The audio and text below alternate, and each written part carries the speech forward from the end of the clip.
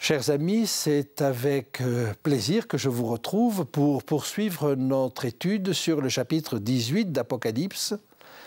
Et là, nous arrivons réellement à la chute de Babylone, au temps des pleurs. Et nous verrons trois catégories de personnes pleurer sur Babylone: les rois, les marchands et les marins. Mais ce chapitre-là est aussi le chapitre qui va nous révéler la puissance économique de Babylone. On l'avait connue jusque-là comme une puissance politique, une autorité religieuse, mais là, un troisième aspect apparaît. On nous parle des marchands. C'est une puissance économique. Et donc, il faut réaliser que Babylone, c'est un système colossal qui couvre toute la terre et qui a cette autorité à la fois politique, religieuse et économique à la surface de toute la terre. Je vous invite donc à lire avec moi ce qui a trait à cette première catégorie, les rois, et que nous trouvons aux versets 9 et 10. « Et tous les rois de la terre qui se sont livrés avec elle à l'impudicité et au luxe pleureront et se lamenteront à cause d'elle, quand ils verront la fumée de son embrasement. Se tenant éloignés dans la crainte de son tourment, ils diront « Malheur, malheur, la grande ville, Babylone, la ville puissante, en une seule heure est venu ton jugement. » Ce texte nous dit simplement qu'en une seule heure est venu son jugement, mais il le considère comme un malheur. Ils se tiennent éloignés, ils font partie du système, mais il semble que ce qui brûle là, ce qui tombe, c'est la ville de Babylone. Et donc, l'effondrement de Babylone est extrêmement rapide. On nous avait dit un jour, on nous dit maintenant une heure, c'est de toute façon un temps extrêmement rapide. Lisons maintenant ce qui se passe avec les marchands, à partir du verset 11. « Et les marchands de la terre pleurent et sont dans le deuil à cause d'elle, parce que personne n'achète plus leur cargaison d'or, d'argent, de pierres précieuses, de perles, de fin lin, de pourpre, de soie, d'écarlate, de toute espèce de bois de senteur, de toute espèce d'objets d'ivoire, de toute espèce d'objets en bois très précieux, en airain, en fer et en marbre, de cinnamome, d'aromates, de parfums, de myrrhe, d'encens, de vin, d'huile, de fine farine, de blé, de bœufs, de brebis, de chevaux, de chars, de corps et d'âmes d'hommes. Les fruits que désirait ton âme sont allés loin de toi, et toutes les choses délicates et magnifiques sont perdues pour toi, et tu ne les retrouveras plus. Les marchands de ces choses qui se sont enrichis par elles se tiendront éloignés dans la crainte de son tourment, et pleureront et seront dans le deuil. Ils diront « Malheur, malheur, la grande ville, qui était vêtue de fin lin, de pourpre et d'écarlate et parée d'or, de pierres précieuses et de perles, en une seule heure, tant de richesses ont été détruites. »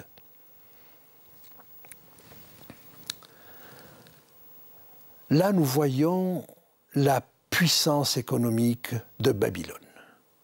Et nous avons là un des effets de la mondialisation. En effet, On a pu voir récemment que quand une banque s'effondrait, les autres risquaient de s'effondrer à leur tour. Il y a là un effet de la mondialisation. Avant, quand un marchand tombait, les autres s'empressaient de prendre sa place. Mais là, le système est tel que tout se tient et que l'effondrement d'un côté entraîne l'effondrement de l'autre. Et on l'a bien vu récemment. Par conséquent, il y a là un effet de la mondialisation et de la finance mondiale qui était imprévisible du temps de Jean, mais qui, dans ce texte, apparaît clairement. Alors le verset 12 nous donne maintenant une liste d'objets et de choses qui font partie de ce commerce. Et en effet, tout ce système-là, tout ce commerce s'arrête. C'est dire qu'en réalité, elle tient les clés de tout ce commerce. Le verset 12 est entièrement consacré à des objets de luxe. Je le relis. Cargaison d'or, d'argent, de pierres précieuses, de perles, de fin lin, de pourpre, de soie, d'écarlate, de toute espèce de bois de senteur, de toute espèce d'objets d'ivoire, de toute espèce d'objets en bois très précieux, en airain, en fer et en marbre. Ainsi, elle tient le commerce du luxe à l'échelon mondial. Eh bien, vous savez tous certainement que le seul commerce qui émerge et qui prospère actuellement, c'est le commerce du luxe. Il n'y a jamais eu autant de milliardaires et il n'y a jamais eu autant de pauvres sur notre planète. Nous avons déjà là une amorce de ce qui va se passer et qui est dénoncé dans ce verset 12. Mais ça n'est pas tout. Elle ne tient pas que le commerce du luxe. La fin du verset 12 nous dit d'airain, de fer, de marbre, c'est-à-dire des matériaux de construction. Elle tient dans sa main le bâtiment et les travaux publics. Et puis on continue au verset 13, de cinnamome, d'aromates, de parfums, de myrrhe, d'encens. Et là, c'est tout le commerce du goût, tout le commerce des additifs alimentaires, des parfums et de la cosmétologie. Et puis on continue avec le vin, l'huile, la fine farine, le blé, les bœufs, les brebis. Tout ceci, c'est le commerce agroalimentaire. Et vous savez déjà que le commerce de l'agroalimentaire est tenu dans quelques mains. Quand nous abordons le verset 13, il est question de chevaux et de chars. Et cela peut évoquer soit les déplacements, la locomotion, soit l'armement. Et il est probable qu'elle tient aussi entre ses mains tout le commerce des armes. On imagine mal une telle puissance à l'échelon mondial.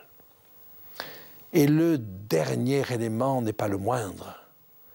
Il est question d'un trafic de corps et d'âmes d'hommes. Un commerce qui fait frémir, que peut être le commerce des corps. On peut penser à l'esclavage, on peut penser au travail forcé des enfants, on peut penser à la prostitution, on peut penser au trafic d'organes, et on sait que ces choses-là existent. Et puis il y a le trafic des âmes. Et quand des scientifiques ou des gens haut placés acceptent de donner des informations erronées parce qu'il ne faut pas affoler la population, est-ce qu'ils ne vendent pas leur âme au système? Cela n'est pas suffisant encore. Et même d'autres domaines semblent sous la dépendance de Babylone. J'aimerais faire une incursion un petit peu plus loin dans le texte, au verset 22. Il nous est dit ceci, « Et l'on n'entendra plus chez toi le son des joueurs de harpe, des musiciens, des joueurs de flûte, des joueurs de trompette. On ne trouvera plus chez toi aucun artisan d'un métier quelconque. On n'entendra plus chez toi le bruit de la meule. Il est probable qu'il y a là tout ce qui relève du spectacle et de l'artisanat. Mais le verset 3 continue encore et nous dit ceci: « La lumière de la lampe ne brillera plus chez toi, la voix de l'époux et de l'épouse ne sera plus entendue chez toi, parce que les marchands étaient les grands de la terre, et parce que toutes les nations ont été séduites par tes enchantements. » Les enchantements. Le mot grec employé là est pharmakeia, dont le sens est celui de pharmacopée, de l'ensemble des drogues. Et il est probable qu'elle tient encore le commerce des drogues et qu'elle tient probablement une bonne partie de la population par ce commerce des drogues, que ce soit les drogues licites ou les drogues illicites. Mais le verset nous dit encore quelque chose qui est très vrai déjà dès maintenant. Tes marchands étaient les grands de la terre. On a le sentiment que ceux qui tiennent la finance maintenant, ce sont les instances internationales, commerciales. Ce sont ces institutions, ces véritables institutions qui tiennent le commerce mondial. Alors, j'aimerais maintenant continuer avec le verset 14. Et nous pouvons lire ensemble: « Les fruits que désirait ton âme sont allés loin de toi, et toutes les choses délicates et magnifiques sont perdues pour toi, tu ne les retrouveras plus. Son temps est fini. » Les marchands de ces choses, verset 15, qui se sont enrichis par elles, se tiendront éloignés dans la crainte de son tourment. Ils pleureront et seront dans le deuil. Voilà la deuxième catégorie qui pleure, les marchands. Et ils sont dans le deuil. Alors évidemment, ils tiraient profit de cette chose-là. Mais eux aussi arrivent à leur fin. Et ils disent... Ils diront: « Malheur, malheur, la grande ville qui était vêtue de fin lin, de pourpre et d'écarlate, et parée d'or, de pierres précieuses et de perles, en une seule heure, tant de richesses ont été détruites. » Et ils se lamentent sur ces richesses perdues. Une fois de plus, on ne se lamente pas sur le sort de tous les pauvres qui n'ont pas pu avoir accès à ces choses-là, qui ont trimé dur toute leur vie pour que quelques-uns vivent dans le luxe. Non, on se lamente sur le fait que ce commerce n'existe plus. En une seule heure, tant de choses ont été détruites. Et nous en arrivons à la troisième catégorie, les pilotes. Et tous les pilotes, tous ceux qui naviguent, lisons ceci. « Et tous les pilotes, tous ceux qui naviguent vers ce lieu, les marins et tous ceux qui exploitent la mer, se tenaient éloignés. Et ils s'écriaient en voyant la fumée de son embrasement, quelle ville était semblable à la grande ville. Et ils jetaient de la poussière sur leurs têtes, ils pleuraient, ils étaient dans le deuil. Ils criaient et disaient: malheur, malheur, la grande ville où se sont enrichis par son opulence tous ceux qui ont des navires sur la mer. En une seule heure, elle a été détruite. » La réflexion est la même. En une seule heure, elle a été détruite. Mais ici, nous avons les gens d'un plus bas niveau, les petites gens qui profitent quand même du système. Et eux aussi, ils ont des bateaux sur la mer. Ce ne sont pas les grands marchands de la terre, mais ils tirent profit de ce système-là. Et eux aussi vont se lamenter. Ils se lamentent une fois de plus sur leur commerce qui est perdu, et non pas sur leurs compagnons qui, eux, n'ont pas pu avoir le même avantage. J'aimerais que nous lisions ensemble ce qui nous est dit dans Apocalypse 13, 4, parce qu'ils disent « Quelle ville est semblable à cette ville ?» Eh bien, nous avions une réflexion un petit peu semblable au chapitre 13 et au verset 4. Et les hommes disaient ceci, et ils adorèrent le dragon parce qu'il avait donné l'autorité à la bête. Et ils adorèrent la bête en disant, qui est semblable à la bête et qui peut combattre contre elle? Puissance des deux côtés, richesse, et c'est à cela qu'on regarde. Mais le nom de Michael, le nom de Jésus, c'est qui est semblable à Dieu? Voulons-nous regarder à ce qui brille, à ce qui manifeste du pouvoir, ou voulons-nous regarder à la vérité? Voulons-nous regarder à la vérité authentique et à la puissance authentique, à Jésus? Ils seraient prêts à continuer. Ils jettent de la poussière sur leur tête. Oh, ils sont dans le deuil et ils pleurent eux aussi. Alors, 3 catégories pleurent. Les rois, les marchands et les marins. Eh bien, dans la partie parallèle, dans la section qui traite du jugement de la maison de Dieu, au chapitre 5, nous voyons que c'est Jean qui pleure. Il se trouve dans une situation désespérée parce que le livre ne peut pas être ouvert.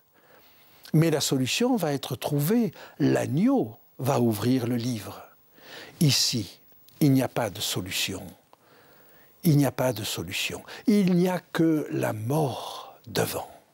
Et le verset 20 va se réjouir de la chute de Babylone. Car si cela se lamente, il y en a d'autres qui se réjouissent.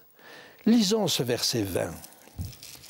Ciel, réjouis-toi sur elle, et vous, les saints, les apôtres et les prophètes, réjouissez-vous aussi, car Dieu vous a fait justice en la jugeant. Ah, le texte en grec nous dit peut-être quelque chose d'un peu plus nuancé. On pourrait traduire « Dieu a jugé votre jugement venant d'elle ». C'est-à-dire que Babylone vous a condamné.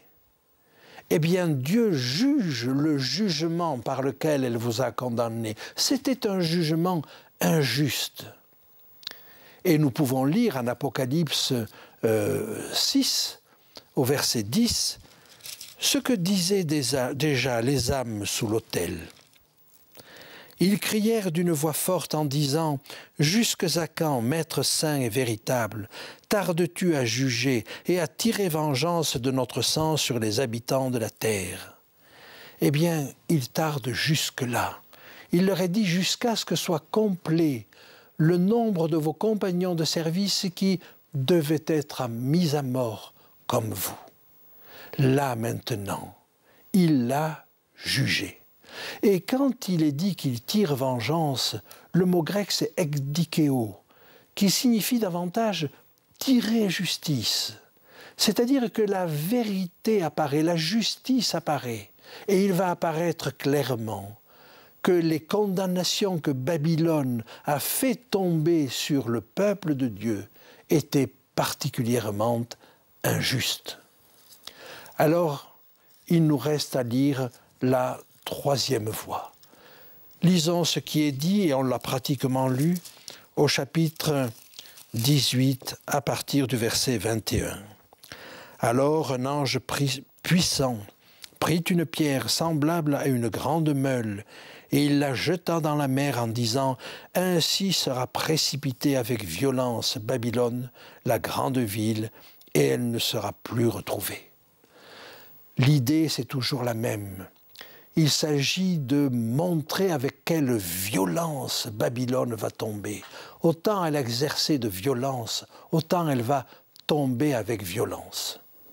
Les versets suivants, eh bien, nous les avons déjà lus. J'aimerais simplement vous lire un texte parallèle dans le livre du prophète Jérémie, au verset 25 et au chapitre 25 et au verset 10. Je ferai cesser parmi eux les cris de réjouissance et les cris d'allégresse, les chants du fiancé et les chants de la fiancée, le bruit de la meule et la lumière de la lampe. Tout ce pays deviendra une ruine, un désert, et ces nations seront asservies au roi de Babylone. En réalité, c'est Babylone-là qui tombe. Alors, les réjouissances, tout cela cesse. Le bruit de la meule, les artisans, cela cesse.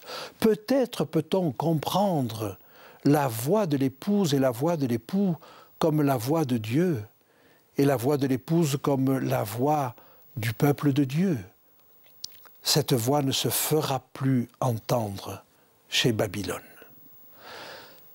Enfin, des marchands étaient les grands de la terre, nous l'avons déjà lu au verset 23. Et j'aimerais souligner peut-être qu'il y a là les enchantements dont il est parlé.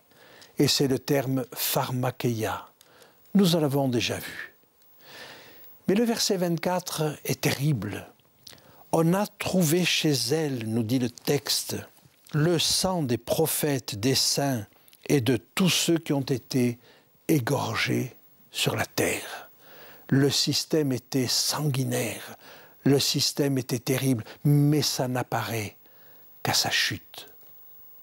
Alors, en conclusion, j'aimerais vous inviter à lire avec moi un passage qui se trouve sous la plume de l'apôtre Paul dans la deuxième épître aux Thessaloniciens, chapitre 2, les versets 1 à 4.